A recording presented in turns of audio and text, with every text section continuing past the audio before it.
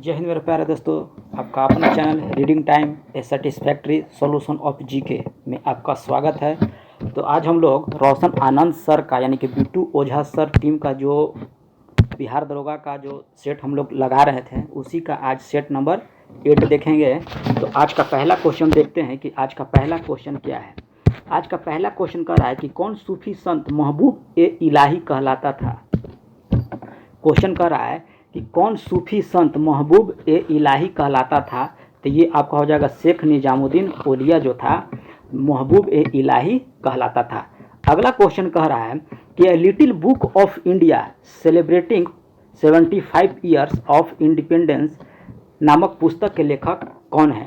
तो ये आपका हो जाएंगे रस्किन बॉन्ड। कौन हो जाएंगे? रस्किन बॉन्ड हो जाएंगे। अगला क्वेश्चन देख रहे हैं हम लोग सिर्फ जीके का क्वेश्चन देखेंगे, मैथ और रीजनिंग का जो सवाल हम लोग छोड़ते चलेंगे।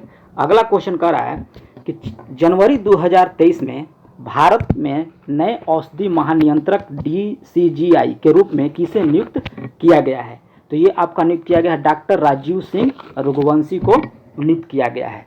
अगला क्वेश्चन कह रहा है कि राष्ट्रीय वन जीव बोर्ड की अध्यक्ष समिति ने निर्णय लिया कि राष्ट्रीय डॉल्फिन दिवस हर साल किस तारीख को मनाया जाएगा। तो ये आपका मनाया जाएगा 5 अक्टूबर को। किसके द्वारा? राष्ट्रीय वन जीव बोर्ड की अस्थायी समिति ने निर्णय लिया कि राष्ट्रीय डॉल्फिन दिवस जो हर साल 5 अक्टूबर को मनाया जाएगा। अगला 8 नंबर क्वेश्चन कह रहा है कि लोकसभा अध्यक्ष ओम बिरला के द्वारा लॉन्च किए गए सांसद का आधिकारिक मोबाइल एप्लीकेशन का क्या नाम है। तो ये आपका होगा डिजिटल संसद ऐप हो जाएगा। अगला क्वेश्चन कह रहा है 10 नंबर कि बुकर पुरस्कार जीतने वाली पहली भारतीय लेखिका कौन थी। तो यह बुकर पुरस्कार जीतने वाली पहली भारतीय लेखिका जो आपका हो जाएंगे गीतांजलि श्री हो जाएंगे। अगला है कि हाल ही में जारी विश्व प्रेस स्वतंत्रता सूचकांक 2022 में भारत का कौन सा स्थान पर रहा। तो ये रहा है आपका 150 यानी कि 150वें स्थान पर रहा। विश्व प्रेस स्वतंत्रता सूचकांक 2022 में भारत का स्थान जो है 150वें रहा। अगला क्वेश्चन का रहा है 12 नंबर कि हाल ही में किस राज्य की सरकार ने अपने प्रत्येक जिले में एक संस्कृत ग्राम विकसित करने का निर्णय लिया है। तो ये आपका लिया है उत्तराखंड सरकार जो है एक हरेक ग्राम में हरेक राज्य की प्रत्येक जिले में एक संस्कृत ग्राम विकसित करने का निर्णय लिया है। अगला है कि ज्ञानपीठ पुरस्कार से सम्मानित प्रथम व्यक्ति कौन थे। तो ज्ञानपीठ पुरस्कार से सम्मानित प्रथम व्यक्ति जो थे ये थे गोविंद शंकर कुरूप या जी शंकर कुरूप भी इन्हीं को कहा जाता है। क्या कहा जाता है? जी शंकर कुरूप कहा जाता है। अगला क्वेश्चन कह रहा है कि दिसंबर 2022 में इंडियन ऑयल कॉरपोरेशन में तपेदिक में खतरे से लड़ने वाले राज्य के साथ समझौता ज्ञापन पर हस्ताक्षर किया। क्वेश्चन कह रहा है कि दिसंबर 2022 को इंडियन ऑयल कॉरपोरेशन ने किस में तपेदिक के खतरे से लड़ने में राज्य के साथ समझौता किया है। तो ये आपका किया है उत्तर प्रदेश और छत्तीसगढ़ के साथ। अगला है कि भारतीय प्रेस काउंसिलिंग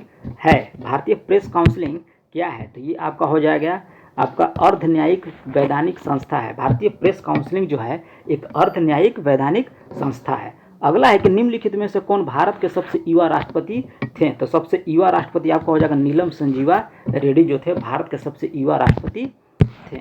अगला है कि निम्नलिखित में से कौन मिलान असत्य है। असत्य मिलान कीजिए। तो ये आपका हो जाएगा सूती वस्त्र की राजधानी सूरत में है। ये गलत है। सूती वस्त्र की राजधानी शायद गुजरात में है। इसे देख लीजिएगा। आप लोग कमेंट करके भी बता दीजिएगा कि सूती वस्त्र की राजधानी कहाँ है। लेकिन हमारा जहाँ तक उम्मीद है लग रहा है, जहाँ तक बात गुजरात लग रहा है। अगला है भारत का डेट्राइट पीथमपुर को कहते हैं। बिल्कुल सही है। The place of victory Vijayawada को कहते हैं। ये भी सही है। एथेंस ऑफ ईस्ट मदुरै को कहते हैं। ये भी सही है। लेकिन हम लोग का ऑप्शन जो हो जाएगा असत्य में ये हो जाएगा ऑप्शन ए। अगला क्वेश्चन का रहा है कि पेटीएम मनी द्वारा पेश किए गए भारत के पहले बुद्धिमान संदेशवाहक का क्या नाम है। क्वेश्चन फिर से पढ़ेंगे कि पेटीएम मनी के द्वारा पेश किए गए भारत के पहले बुद्धिमान संदेशवाहक का क्या नाम है। तो ये आपका हो जाएगा पॉप्स। क्या हो जाएगा? पॉप्स हो जाएगा। अगला है कि दूसरा SCO यंग साइंटिस्ट कॉन्क्लेव का आयोजन किस शहर में किया जा रहा है। तो ये आपको किया जा रहा है बेंगलुरु में किया जा रहा है। दूसरा SCO यंग साइंटिस्ट कॉन्क्लेव का आयोजन किस शहर में किया जा रहा है। तो ये आपका किया जा रहा है बेंगलुरु में। अगला है कि व्यक्ति द्वारा की गई ऐसी कोशिश होती है कि वह अपनी गलत पहचान बताकर आपसे गोपनीयता सूचना प्राप्त कर ले। तो ये आपका हो जाएगा फिशिंग स्कैम कहा जाता है। क्या कहा जाता है? फिशिंग स्कैम कहा जाता है। अगला है 21 नंबर कि हाल ही में काहिरा मिस्र ISSF निशानेबाजी विश्व कप में पुरुष की 10 मीटर एयर राइफल प्रतियोगिता में स्वर्ण पदक जीता है। तो आपका जीता है रुद्राक्ष पाटिल। रुद्राक्ष पाटिल जो है ISS निशानेबाजी विश्व कप में पुरुष में 10 मीटर एयर राइफल्स में स्वर्ण पदक जीते हैं।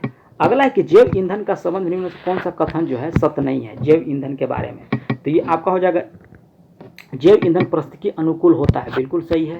जैव ईंधन लागत प्रभावी होता है, ये गलत है, यानी कि हम लोग का राइट ऑप्शन बी हो जाएगा। जैव ईंधन ऊर्जा संकट में समाधान का योगदान करता है, ये भी सही है। फिर क्या कह रहा है कि जैव ईंधन मक्का से भी बनता है, ये भी सही कह रहा है, यानी कि ऑप्शन हम लोग का हो जाएगा डी।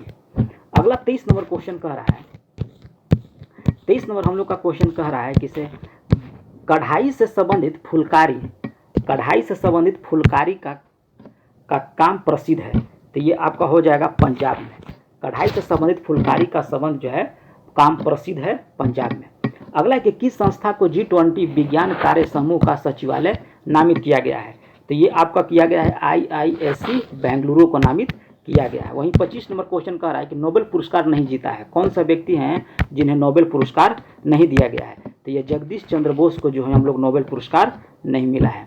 अगला है कि किस देश ने ऊर्जा संकट पर देश में आपदा की स्थिति की घोषणा की है? तो ये आपका हो जाएगा दक्षिण अफ्रीका। दक्षिण अफ्रीका जो है ऊर्जा संकट पर देश में आपदा की स्थिति की घोषणा की है। 27 नंबर क्वेश्चन कह रहा है कि इंडियन अनरेस्ट के लेखक कौन है? तो 27 नंबर में हो जाएगा इंडियन अनरेस्ट के लेखक जो होते हैं वेलेंटाइन सिरोल हैं। अगला क्वेश्चन कह रहा है फोल्केटिंग कहाँ का संसद है? फोल्केटिंग जो है कहाँ की संसद का नाम है? तो ये आपका हो जाएगा डेनमार्क का। डेनमार्क के संसद का क्या नाम है? फोल्केटिंग नाम है। हाल ही में कौन भारतीय सेना की पहली महिला लड़ाकू एविएटर बन गई हैं? तो ये आपकी बन गई हैं अभिलाषा बराक। अभिलाषा बराक जो है भारतीय सेना की पहली महिला लड़ाकू एविएटर बन गई हैं अभिलाषा बराक। अगला है कि डर्बी शब्द किस खेल से संबंधित है? तो ये आपका हो जाएगा घुड़दौड़ से।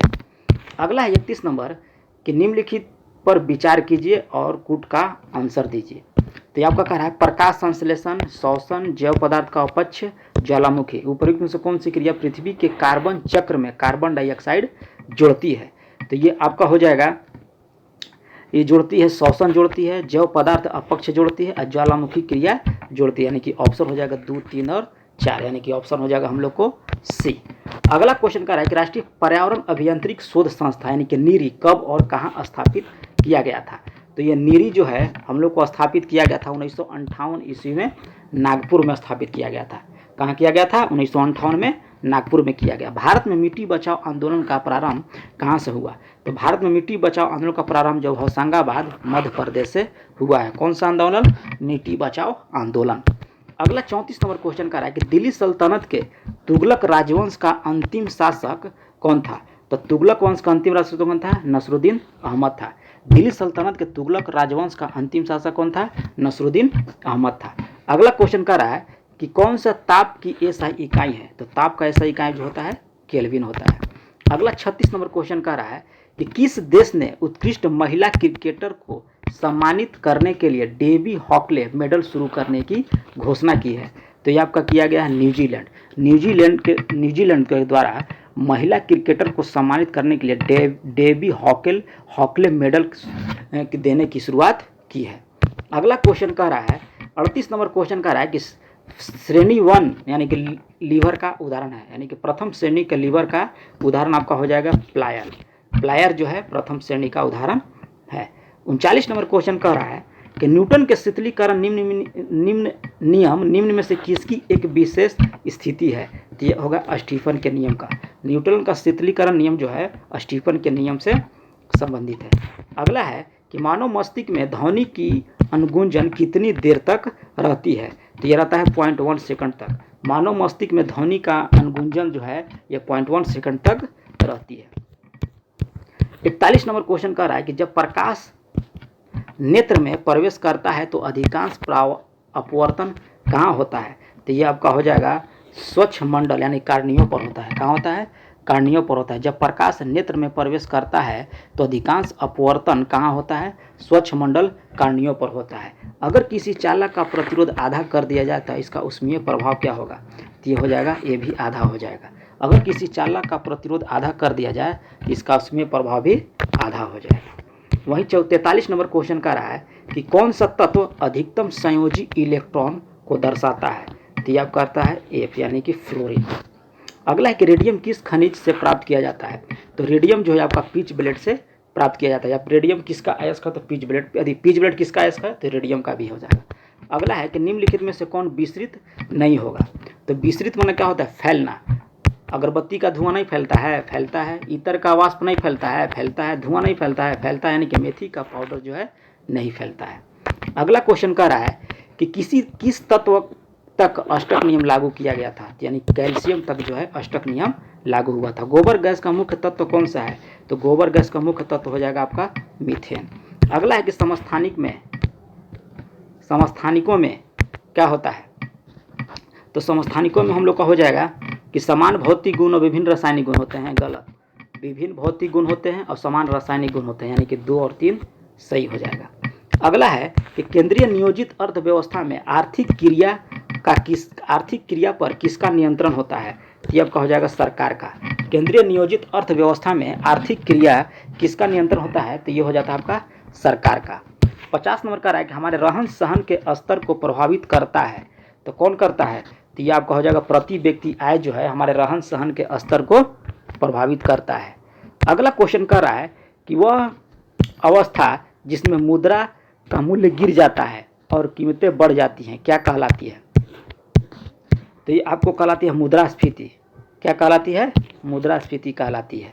अगला क्वेश्चन कह रहा है कि नागरिकों के अधिकार को बने रहने का प्रावधान किस अनुच्छेद में है?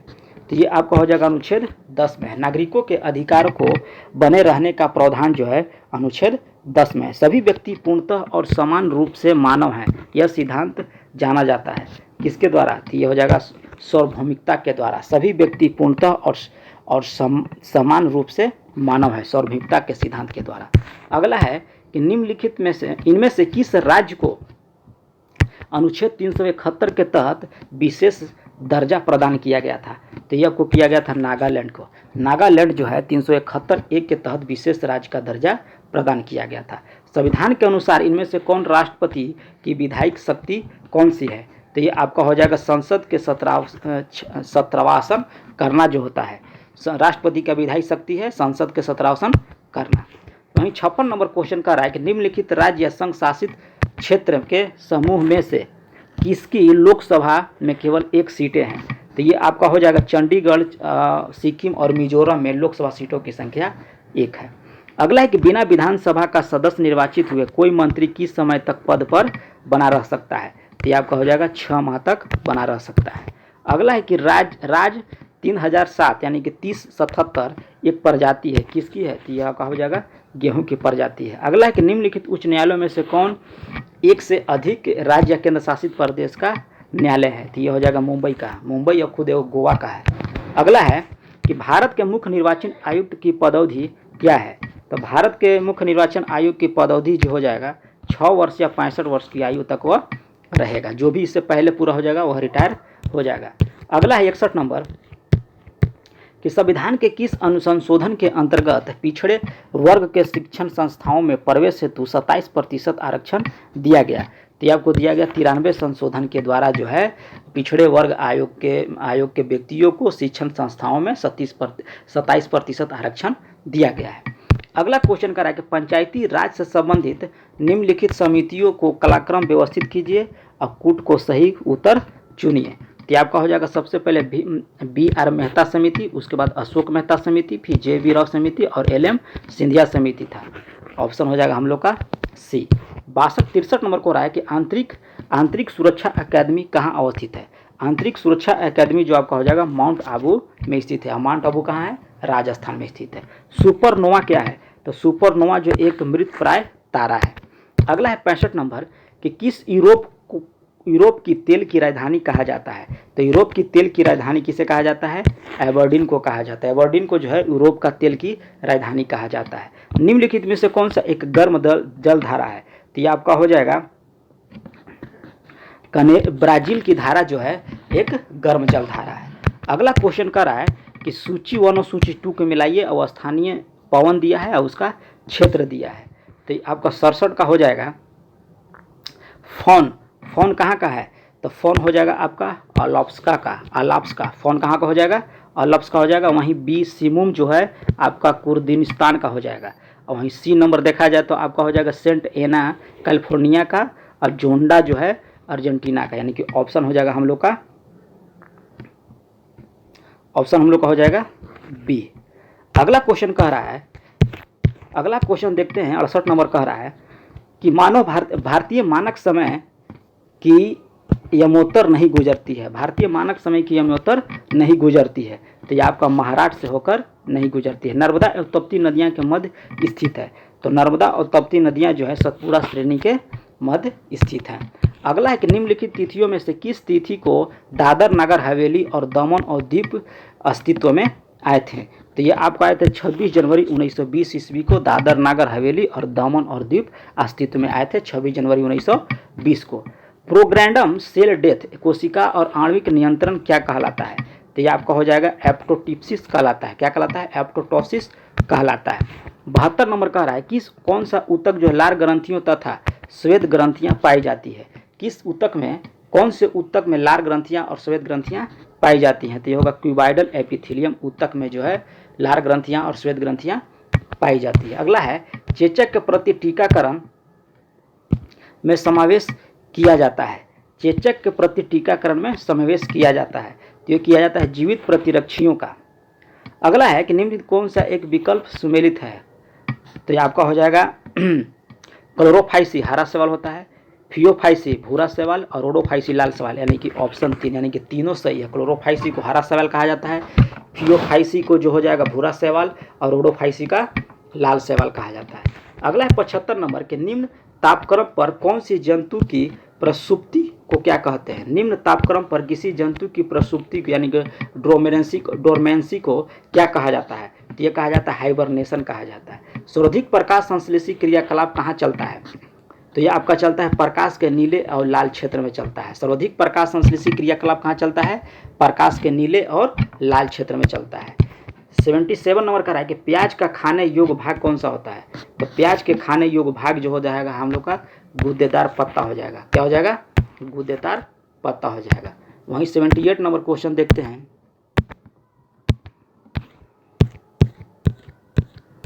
78 कह रहा है कि कौन सा कार्बोहाइड्रेट डाइसेकेराइट होता है? कौन सा कार्बोहाइड्रेट जो है डाइसेकेराइट है? तो ये आपका हो जाएगा लैक्टोज। लैक्टोज जो है कार्बोहाइड्रेट और डाइसेकेराइट है। 70 नंबर क्वेश्चन कह रहा है कि शरीर में कुल 24 जोड़ी पसलियां पाई जाती है। इनमें से कौन सी जोड़ी जो है तैरती हुई पसलियां कहा जाता है? तो ये आपका हो जाएगा 11वें और 12वें जोड़ी को हम लोग तैरती हुई पसलियां कहते हैं। किसको कहते हैं? 11 और 12वीं जोड़ी को। अगला है कि कौन सी क्रिया को ऑक्सी और अनऑक्सी सॉक्शन कॉमन स्टेप माना जाता है? तो ये माना जाता है ग्लाइकोलिसिस को। ग्लाइकोलिसिस क्रिया को ऑक्सी और अनऑक्सी सॉक्शन का कॉमन स्टेप माना जाता है। वहीं 81 नंबर क्वेश्चन का रहा है कि बुंदला तथा पालनी जलप्रपात किस राज्य में स्थित है? तो ये आपका बुंदला और पालनी जलप्रपात जो है हम लोग का हिमाचल प्रदेश में हो जाएगा। अगला है कि क्षेत्रफल की दृष्टि से सबसे बड़ा जैव मंडल आरक्षित क्षेत्र कौन सा है? तो क्षेत्रफल की दृष्टि से पूछ रहा है तो ये आपका हो जाएगा कच्छ का रण। और कच्छ का रण कहाँ है? गुजरात में स्थित है।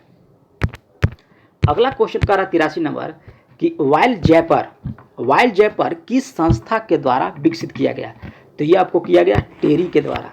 किसके द्वारा? टेरी के द्वारा जो है वाइल्ड जयपर किस संस्था के द्वारा विकसित किया गया? टेरी के द्वारा। 6ठी शताब्दी ईसा पूर्व में कौन सा महाजनपद अपने श्रेष्ठ घोड़ों के लिए विख्यात था? तो ये हो जाएगा आपका कंबोज। कंबोज जो है 6ठी शताब्दी ईसा पूर्व में कौन सा महाजनपद अपने श्रेष्ठ घोड़े के लिए विख्यात था? तो कंबोज था। अगला है कि किस ग्रंथ को सतसहस्त्री संहिता के नाम से जाना जाता है? तो ये आपको जाना जाता है महाभारत को सतसहस्त्री संहिता के रूप में जाना जाता है। 86 नंबर क्वेश्चन कह रहा है कि निम्न कथनों पर विचार करें और सही कथनों को चुनें।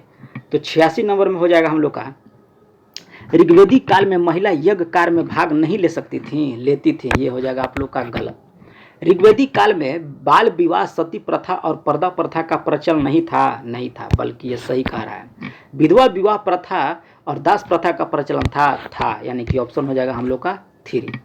अगला क्वेश्चन कह रहा है कि ज्योग्राफी पुस्तक के लेखक कौन से हैं? ज्योग्राफी पुस्तक के लेखक कौन है? तो ये आपका हो जाएगा टॉलमी जो है ज्योग्राफी पुस्तक के लेखक है। अगला है कि छंदोग्ध तथा जैमिनिया किस वेद का प्रमुख उपनिषद है? तो छंदको तथा जैमिनिया जो है आपका सामवेद का ग्रंथ है। किसका है? सामवेद का है। अगला है कि वायसराय की संधि किस महादेश का मानचित्र बदल दिया था? वायसराय की संधि ने किस महादेश का मानचित्र जो है बदल दिया था? तो ये आपका हो जाएगा यूरोप का। जब वायसराय की संधि जब हुआ था तो यूरोप का जो मानचित्र था वह बदल गया था। अगला है 90 नंबर कि नव गुएलफ आंदोलन कहाँ हुआ था? नव गुएलफ आंदोलन जो है आपका यह हुआ है इटली में हुआ था। प्रोटेस्टेंट धर्म की स्थापना का श्रेय किसे दिया जाता है? तो ये आपको दिया जाता है मार्टिन लूथर का। प्रोटेस्टेंट धर्म की स्थापना जो है यह मार्टिन लूथर को दिया गया था। अगला क्वेश्चन कर रहा है कि अवध का एका आंदोलन का उद्देश्य क्या था? अवध में एका आंदोलन का उद्देश्य क्या था? तो ये था लगान का नगद में परिवर्तन था। अगला है कि किस भारतीय राष्ट्रीय कांग्रेस के अधिवेशन में जवाहरलाल नेहरू ने समाजवाद को भारत की समस्या को हल करने की कुंजी बताया था? तो ये बताया था लखनऊ अधिवेशन में। कांग्रेस के लखनऊ अधिवेशन में पंडित जवाहरलाल नेहरू ने समाजवाद को भारत की समस्या को हल करने की कुंजी बताया था। अगला क्वेश्चन कह रहा है सूची 1 को सूची 2 में मिलाइए। तो 94 नंबर क्वेश्चन कह रहा है, 94 नंबर क्वेश्चन कह रहा है कि लोह अयस्क। तो लोह अयस्क कहाँ होता है? ये आपका हो जाएगा कोइंझोर में। लोह अयस्क कहाँ है?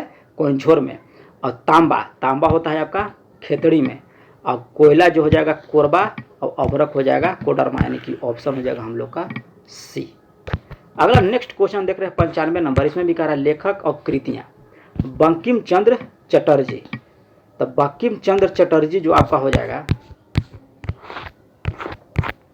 बंकिम चंद्र चटर्जी आपका हो जाएगा आनंद मठ के लेखक कौन थे? बंकिम चंद्र चटर्जी थे। Michael Madhusudan Dutt captive lady. फिर उसके बाद गोरा के लेखक रविन्द्रनाथ टैगोर और द ब्रोकन विंग के लेखक सरोजनी नायडू थे, यानी कि सामने इसका सही है। अगला क्वेश्चन देखते हैं 96 नंबर कि निम्नलिखित में से कौन सा नेहरू रिपोर्ट की अनुशंसा नहीं थी? तो ये आपका हो जाएगा पृथक निर्वाचक मंडल जो है नेहरू रिपोर्ट की अनुशंसा नहीं थी। 97 में कह रहा है कि फैरेजी आंदोलन की शुरुआत किसने किया था? तो ये आपका किया था हाजी शरीयतुल्लाह ने किया था। हाजी शरीयतुल्लाह के द्वारा फैरेजी आंदोलन की शुरुआत किया गया था।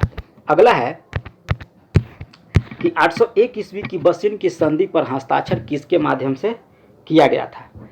तो 1802 ईस्वी में कह रहा है बसिन की संधि किसके द्वारा किया गया था? तो ये आपका किया था अंग्रेज और बाजीराव द्वितीय के द्वारा किया गया था। शिवाजी ने मुगलों को किस युद्ध में हराया था?